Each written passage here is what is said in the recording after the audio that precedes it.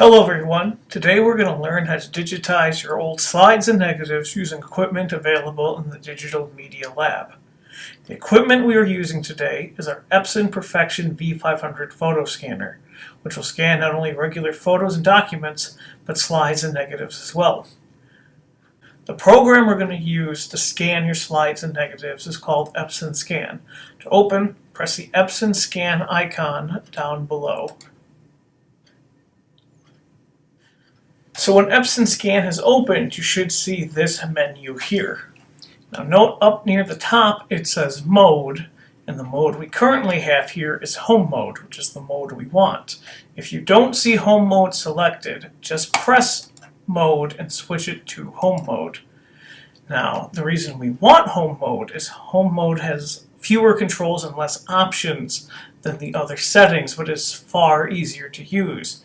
Its main benefit is you can select document type, which is right here. So press document type and you'll see a number of different documents you can select, from photograph, positive film, colored negative film, and more. So just press whichever one you want. And the scanner will automatically format the settings to best match your media type. Note that when you are scanning slides and negatives, it's very important that you pick one of the film types, such as positive film or black and white negative film. The reason for this is if you don't pick one of these, the scanner will not scan them correctly. From the same menu, we can also pick our resolution for our scan, as well as the target size for our scan. Now before we begin scanning, we need to load our media into the scanner. So for normal media, such as documents or photos, you just lift the lid like that, and you take your media like this, just put it face down in the top right corner where this little arrow is. Then just close the lid. When scanning slides and negatives, you have to do a few extra steps. The first is to lift up the scanner and remove this back panel here, which will reveal this scanning strip, which is what will actually be scanning the slides and negatives. Next thing we need to scan slides and negatives is this attachment right here. It has two sections to it. Section A here is for your negatives, and section C here is for your slides. So if you want to insert a negative strip into the attachment, we just unclip this section right here, and then we take our negative strip, insert it right here, and then put the attachment back on and clip it shut. So once you have your negative securely in the attachment, you just take the attachment, you load it into the scanner, and you want to make sure that the A on the attachment here matches the A on the scanning bed. So line it up like that. And then, if everything is secure, you close the lid, and you are ready to scan your negative. So slides will work just a little bit differently.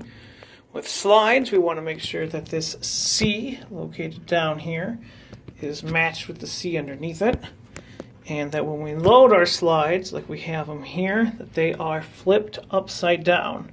We do not want them right side up. So if everything's good with your slides, you just close the lid and you're ready to scan. Once your media is set, you will be ready to scan.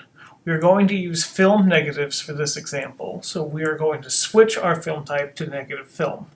Right now it is, but if it isn't, we would just click, switch it to negative, and we would be all set. So if we were scanning a normal document, we would just go down here and select Scan. However, if you're scanning slides and negatives, you have to click Preview first. So what Preview will do is it will pull up a preview of each of the slides or negatives you have, separating them to individual pictures. So this will show you what each slide or photo will look like before you scan it. Not only that, by clicking these check marks here, we can include or exclude which pictures we want to actually be scanned. So if everything looks good, which it does here, we just go over here and press scan. So this will open up your file save settings. Here we can select where the scan will go and location. Right now it's just going to the desktop, which is where I'm going to keep it. But I could also go into documents, pictures, or even select another folder or even a flash drive. Down here in file name, I can pick what I want to name the file. Right now the prefix is just IMG, but I can call it whatever I want. And I can even select the start number for the file. So I'm going to select start file to 1, and then each scan it does, it will just keep going to a higher number. Down here we have image format. And the selection we have is JPEG, which is a standard file format for pictures, so there's no need to change it. But if we wanted to, we can click it. We can go to TIFF, PDF, a couple other options. But for us, JPEG works just fine. If everything looks good, we just go down here and select OK.